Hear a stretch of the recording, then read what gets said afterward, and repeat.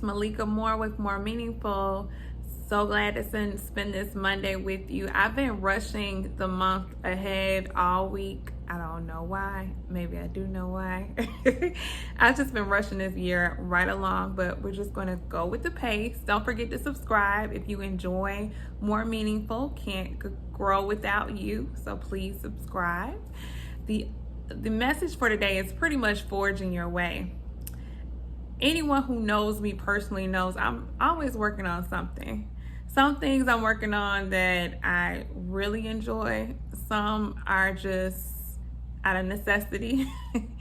And we can all relate to that in some respects. Some things you just have to do, and others, like, I can do this all day. I can talk about this all day. And even if I get tired of it, give me a little bit of a break and I'll be back.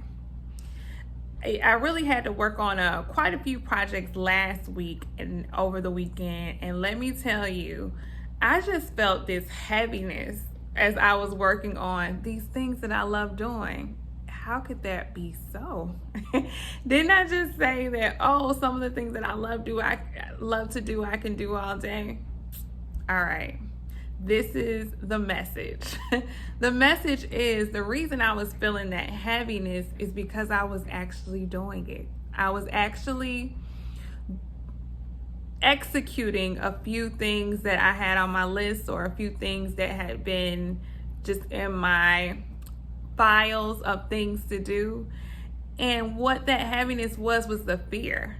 I was forging my way through that fear, through that heaviness, through the thoughts of you can't do this, you're not good enough, are you going to meet the deadline? All these thoughts that come up to try to get you to quit on something that you love doing. I want you to listen and think back when those things happen. Listen and think back. The things that I love doing, every time I get to that point, never fails. And I'll have an interaction where someone will say, wow, when you talk about that, Malika, you really light up. Or, Malika, I noticed this and you're really good at it. Let's think about some examples in your own life.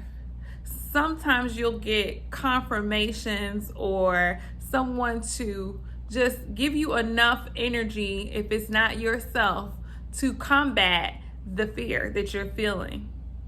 I would be lying to you if I said that everything that you love doing, you're going to do it easily and quickly, and every new idea, you're just going to jump to it.